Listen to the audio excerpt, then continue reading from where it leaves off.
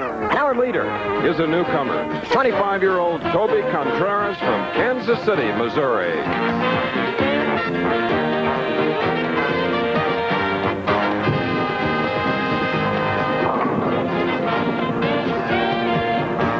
So we're ready for that first match. Live coverage, ABC Sports, Butch Soper and Phil Ringingner, the 24-year-old from Big Spring. Accent. Should he win? We have time for a presentation. You'll see what I mean. Only 5 feet 6 inches tall on the left. Butch Soper, 33.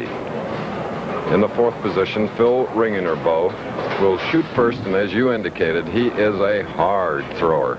Flamethrower, and if he gets hot, he can really move the pins. There was a very high hit, leaving the 3-6 on the left lane of our championship pair. He must keep that speed up, Chris. We watched him make a real good charge for the championship round last night, and he throws real hard. If he eases up in his speed, the ball will run wild.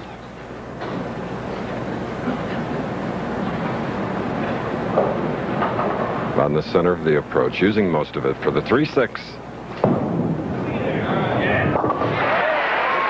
a lot of speed, it's a mark, a spare for Ringinger in the first. Now we get a look at Butch Soper, 5'6", 140 pounds. And he really uses the approach. He's got his left heel practically off of it. Now to the line, first shot.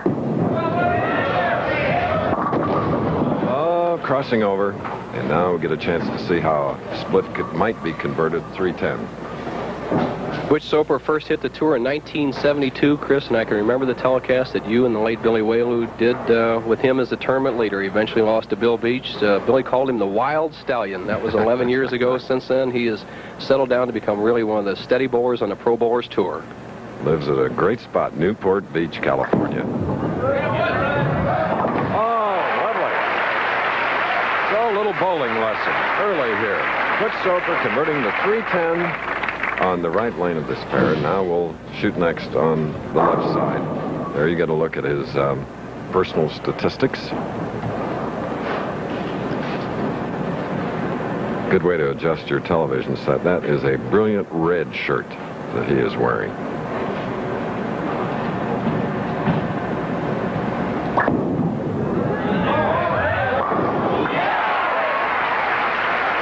First strike of the first match. Let's check the pinfall on that last shot. The outside line. See, Butch is out about the 5th board from the right-hand channel, and the ball breaks very sharply. In the 6, drives in the 10. Right up. That's the sideboard, nudges out the 10. That's that extreme outside angle and the 3-pound, 4-ounce wood that we're bowling against today. Ringiner. Hanging near the channel and hooking in.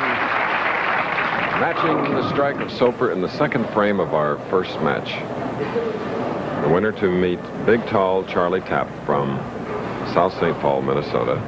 And the winner of that game will meet Palmer Fogren of Boca Raton. And then Toby Contreras, the tournament leader, non-winner, will wait for the winner of the semifinal. Hoping to double now, the 24-year-old from Big Spring.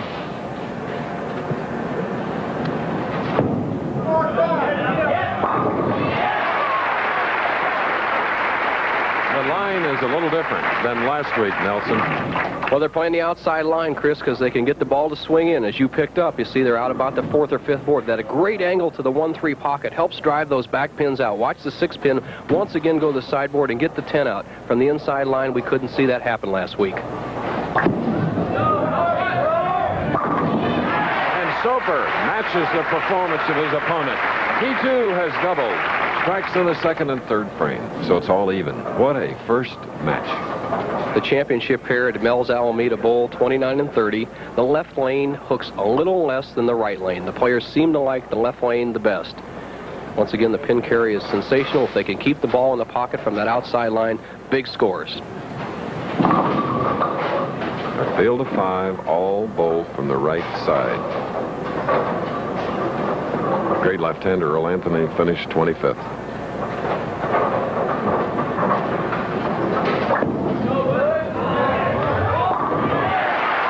Three-bagger. The game is on here in Alameda, California. PBA telecast will continue, but first we're going to take a break for this message. Next Saturday, the Professional Bowlers Tour travels to Las Vegas, Nevada, the city that never sleeps, for the oldest stop on the tour, the $150,000 Showboat Invitational. The largest qualifying field ever will be competing for the championship. Live next Saturday at 3:30 Eastern on ABC. Yes, a week from today, we move to the desert in Las Vegas to Joe Kelly's Showboat Lanes, and what an establishment and what an event.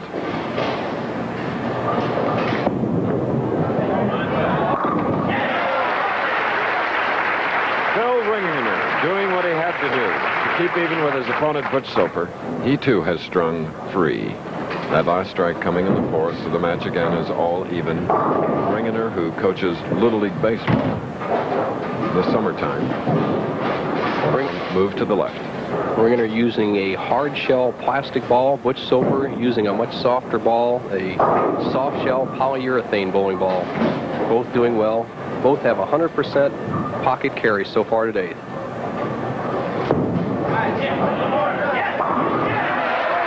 For Ringener. That's great performances for this 24-year-old because it's his first championship round appearance of his career. Not so for Butch Soper, who has one PBA title.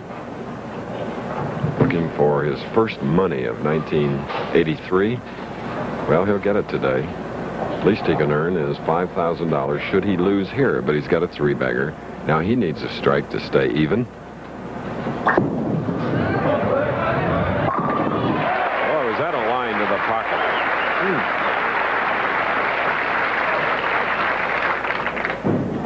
Showing us a little class, Nelson. Well, the Soper has the experience, Chris. He's one of the toughest players I've ever had to compete against. He has such a game face. You can never tell what's going through his mind, and he performs well in the clutch. He doesn't beat himself, so he keeps the pressure on you. Very important in match play. And the alternate. The farmer from Idaho says he's growing beans and wheat this year. Originally from Rowan, Indiana. Good place to be from. That's right. Look at that. 5'6" Butch Soper. Moving to that line beautifully and has strung 5. And again, he has a 10-pin lead. That can be erased if Ringener now can strike in the 6th.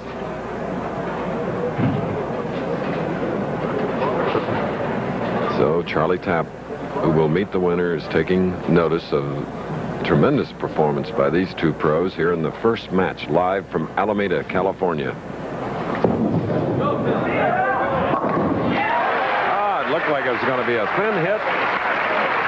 5 in a row for each professional. What a difference it makes when they can carry the pins. The players loosen up. They know they're going to carry when they hit light. Again, in the Miller Classic last week, we saw a lot of balls in the pocket, but they didn't have the surface friction and tension that the ball has going in the pocket this week. Tremendous amount of strikes. Both players have strung 5 in a row. They're all even. Ringener, whom we said started bowling at 6, works in his mother's bowling center in Big Spring, Texas.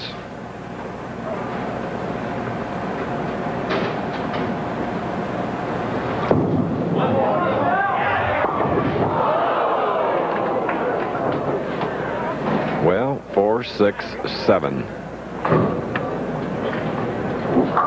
Ringener's string has ended. Coming in the 7th frame of this first match. Just go for the 2. 1,001 shot for the pros. Got to go for the pin count.